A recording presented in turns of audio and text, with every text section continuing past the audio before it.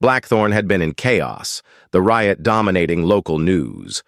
A gang led by a notorious inmate, Marcus Reaper Kane, had overpowered the guards, holding the prison for nearly 10 days.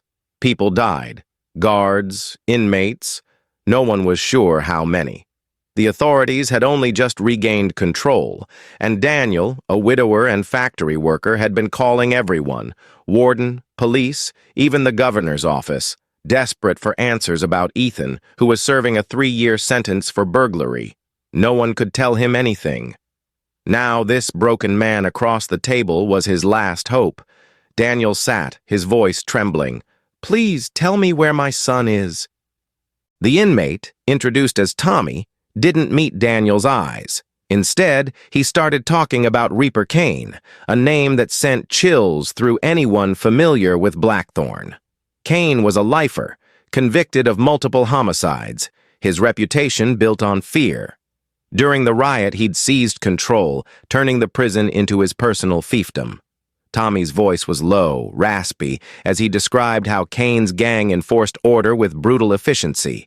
Food, water, even medicine. Kane controlled it all. Inmates who defied him were beaten or worse. Tommy lifted his bandaged hand, wincing. "This is what happens when you cross him." Daniel's stomach churned. "Did Ethan cross him? Is that why he's gone?" Tommy shook his head, his gaze dropping to the table. "It's worse than that, man. I'm sorry." Tommy's story came in halting bursts. Ethan, young and desperate to survive, had been pulled into Kane's inner circle during the riot. Whether he went willingly or was forced, Tommy didn't know. Nobody said no to Kane. The prison was cut off, supplies dwindling, hunger set in, and Kane's gang grew desperate.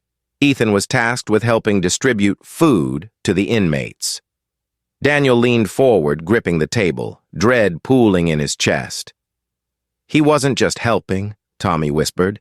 "Kane, he decided Ethan was the food."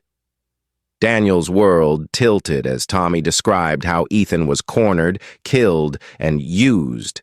The details were too horrific to process, each word a dagger.